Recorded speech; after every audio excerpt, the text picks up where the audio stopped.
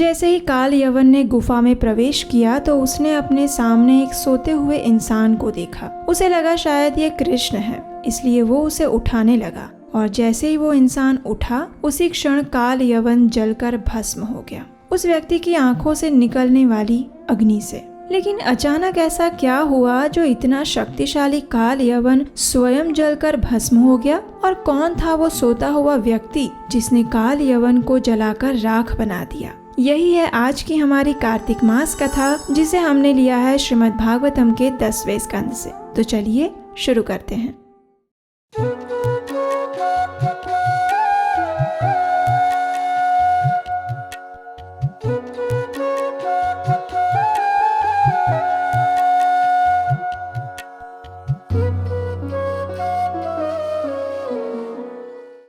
हरे कृष्णा। सभी यदुकुल के परिवारों को द्वारिका में स्थापित करके श्री कृष्ण वापस मथुरा आ गए। यहाँ काल यवन युद्ध भूमि में उनकी प्रतीक्षा कर रहा था। जब श्री कृष्ण ने युद्ध भूमि में प्रवेश किया तो उनके पास कोई अस्त्र शस्त्र नहीं थे। उन्होंने सुंदर वैजयंती माला धारण की हुई थी। उनके नेत्र कमल दल के समान थे और वे अत्यंत सुंदर दिख रहे थे। उन्हें देखकर काल यवन ने सोचा कि हो न हो ये अवश्य ही वासुदेव हैं। इनके पास इस समय शस्त्र नहीं है, इसलिए मैं भी बिना शस्त्र के ही युद्ध करूंगा। इस प्रकार सोचते हुए काल यवन भगवान श्री कृष्ण के पीछे पीछे चलने लगा और भगवान भी बिना घबराए चलते रहे। हालांकि काल यवन भगवान से कुछ ही कदम दूर चल रहा था, लेकिन फिर भी वो भगवान को नहीं पकड़ पाया। पीछे चलते हुए काल यवन श्री कृष्ण को फटकार लगाते हुए कह रहा था, अरे अरे तुम यदुवंशी हो, इस प्रकार रणभूमि छोड़कर कहाँ भाग रहे हो? ये कार्य तुम्हें शोभा नहीं देता, आओ युद्ध करो।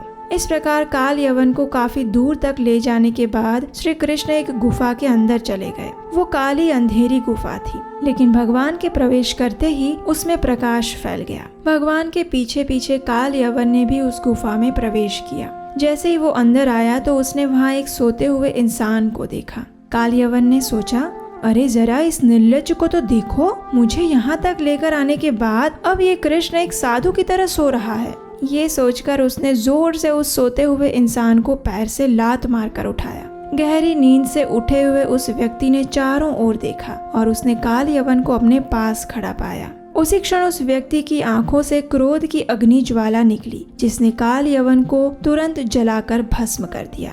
अब आप सोच रहे होंगे कि आखिर ये व्यक्ति कौन था? तो ये थे राजा मुचुकुंद, जो कि इक्ष्वाकु वंश के राजा यौवनाश्व के पुत्र थे। युगों पहले एक समय उन्होंने देवताओं के सेनापति बनकर असुरों के विरुद्ध युद्ध में देवताओं की सहायता की थी। अंत में जब देवताओं को अपने सेनापति के रूप में कार्तिकेय मिल गए तो फिर राजा मुचुकुंद को सेवा निवृत्त कर दिया गया। उस समय देवताओं ने राजा से कहा, हे राजन, आपने हमारी रक्षा के लिए अपनी इच्छाओं का त्याग किया। काल के प्रभाव से इतना समय व्यतीत हो गया कि आपका राज्य, परिवार, प्रजा सब नष्ट हो चुके हैं। आपकी सहायता के लिए हम आपके ऋणी हैं। कृपया आप हमसे अपनी इच्छा अनुसार मुक्ति के अलावा कोई भी वरदान मांग लीजिए, क्योंकि मुक्ति केवल भगवान विष्णु ही आपको दे सकते हैं। ये सुनकर राजा मुचुकुंद ने देवताओं से मन भरकर सोने का वरदान मांगा, क्योंकि लंबे समय तक युद्ध में रहने के कारण वे सो नहीं पाए थे। इसलिए राजा ने देवताओं से कहा कि अगर कोई व्यक्ति समय से पहले मुझे उठा देगा तो मेरी आंखों से निकलने वाली अग्नि से वह भस्म हो जाएगा। इस प्रकार देवताओं से वरदान लेकर राजा मुचुकुंद इसी गुफा के अंदर सोने के लिए आ गए थे और इस संपूर्ण इतिहास के विषय में श्री कृष्ण अच्छी तरह से जानते थे।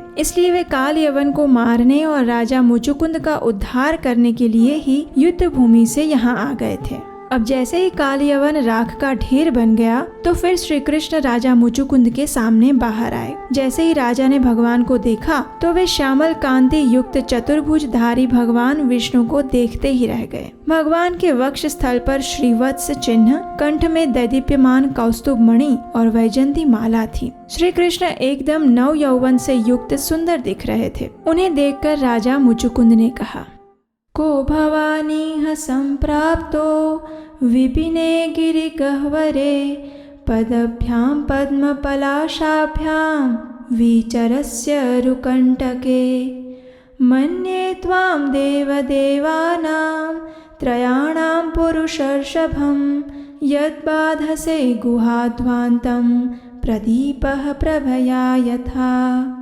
आप कौन है जो कि कमल दल के समान कोमल चरणों के साथ इस कंटीली भूमि पर होते हुए यहाँ इस जंगल की गुफा तक आ पहुँचे हैं? कहीं आप सूर्य, चंद्र या अग्निदेव तो नहीं, परंतु मुझे लगता है कि आप पूर्ण पुरुषोत्तम परम भगवान स्वयं है, क्योंकि आपकी आभा ने इस गुफा के अंधकार को नष्ट कर दिया है। जहाँ तक मेरी बात है तो मैं राजा इक्ष्वाकु का वंशज हूँ। मेरा नाम मुचुकुंद है और मेरे पिता का नाम यवनाश्व है। हे महावीर, यदि आप उचित समझे तो मुझे अपना और अपने कुल का परिचय दीजिए। राजा मुचुकुंद के प्रश्न को सुनकर भगवान श्री कृष्ण ने मंद स्मित के साथ उत्तर देते हुए कहा, जन्म कर्माभिधानानि सन्ति मे अंग सहस्रशः न शक्यन्ते नुसंख्यातुम् अनंत तत्त्वान् मयापि तथाप्यद्यतनानि अंग शृणुष्व गदतो मम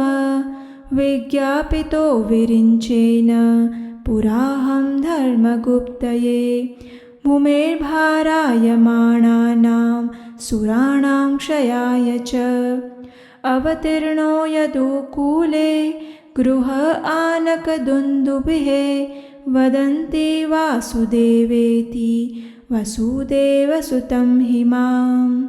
हे राजन, मैंने अभी तक असंख्य जन्म एवं असंख्य नाम धारण किए हैं। उसका पार पाना किसी के लिए संभव नहीं। ऋषि मुनि अनेक वर्षों की तपस्या के बाद भी उसे नहीं समझ पाते। इसलिए मैं तुम्हें मेरे वर्तमान जीवन के विषय में बताता हूँ।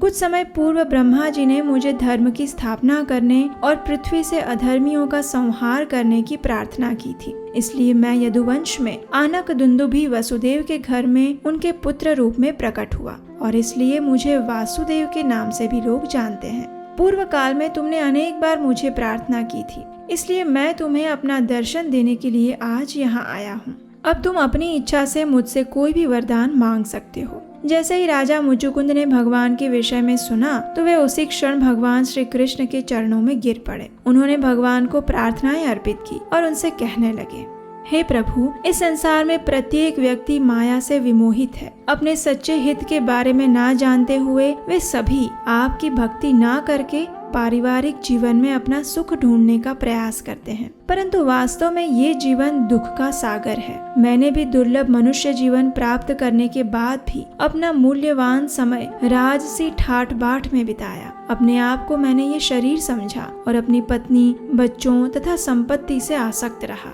अपने आप को मैंने इस पृथ्वी का राजा समझकर 10 दिशाओं में विचरण किया और आपकी भक्ति की उपेक्षा की।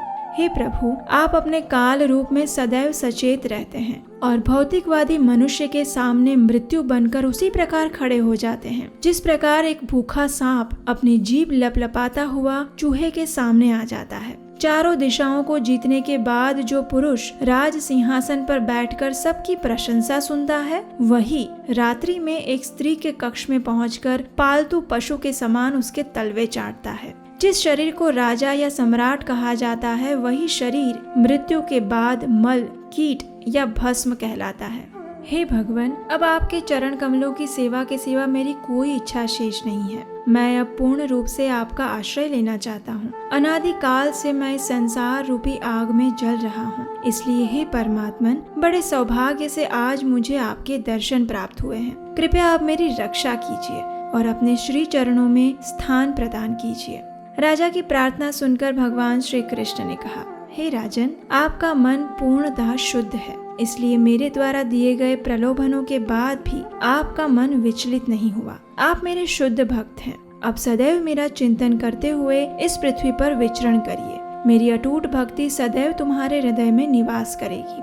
क्योंकि तुम क्षत्रिय थे, इसलिए तुमने शिकार के दौरान अनेक निर्दोष पशुओं का वध किया था। परिणाम स्वरूप अब मेरे शरणागत होकर तपस्या करो और अपने उन सभी पाप कर्मों से मुक्त हो जाओ।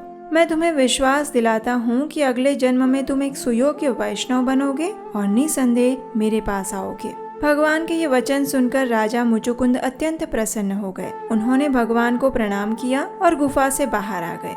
बाहर आकर जब उन्होंने बौने मनुष्यों और घटे हुए कद के वृक्ष तथा पशुओं को देखा तो वे समझ गए कि कलयुग बस आने वाला है। इसलिए उसी समय वे उत्तर दिशा की ओर चलने लगे। गंधमादन पर्वत पर पहुंचकर उन्होंने नर नारायण ऋषि के आश्रम बद्रिकाश्रम में प्रवेश किया और अपना शेष जीवन उसी स्थान पर तपस्या करते हुए व्यतीत कर दिया। तो ये थी काल यवन के साथ भगवान के युद्ध और राजा मुचुकुंद के उद्धार की कथा। लेकिन मथुरा पर तो उस समय जरासंध भी चढ़ाई करने के लिए आ रहा था ना, तो फिर उसका क्या हुआ, ये हम जानेंगे कार्तिक मास विशेष कथा के अगले भाग में। अब समय है आपके लिए एक प्रश्न का। तो आज का प्रश्न है, राजा मुचुकुंद को देवताओं से क्या वरदान मिला था? चलिए जल्दी से इसका उत्तर हमें नीचे कमेंट बॉक्स में लिखकर भेजिए और हम आपसे मिलेंगे बहुत जल्द कार्तिक मास विशेष एक और सुंदर श्रीमद् भागवतम प्रसंग के साथ। तब तक के लिए अगर आपने ये कथा पहली बार सुनी थी और आपको अच्छी लगी है तो इसे लाइक कीजिए और अपने व्हाट्सएप ग्रुप में सभी को शेयर कर दीजिए। और हाँ, आने वाली कथाओं को सुनने के लिए जाने से पहले आपके अपने इस चैनल को सब्सक्राइब जरूर कर लीजिएगा। अगर इन वैदिक कथाओं को बनाने में आप हमारा सहयोग देना चाहते हैं तो स्क्रीन पर दिए गए नंबर पर आप हमें अपना आर्थिक योगदान भी भेज सकते हैं। तो चलिए परम भगवान श्री कृष्ण को प्रिय इस कार्तिक मास में हम भी अपनी भक्ति को और सुदृढ़ बनाने का प्रयास करते हैं और सदैव चिंतन करते हैं पूर्ण पुरुषोत्तम श्री हरि का, क्योंकि ये मनुष्य जीवन बड़ा ही दुर्लभ है। उसे व्यर्थ की बातों और कार्यों में गंवाना मूर्खता होगी। दुर्लभ मानव जन्म लभिया संसारे, कृष्ण नाम भजिनु दुख कहिबो कहारे। संसार संसार कोरे मीछे गेलो काल, लाभ ना कोई लो किछु घटिलो जंजाल। दुर्लभ मानव जन्म लभिया संसारे, कृष्ण ना भजिनु दुख कहिबो कहारे। दुर्लभ मानव जन्म। हरे कृष्णा।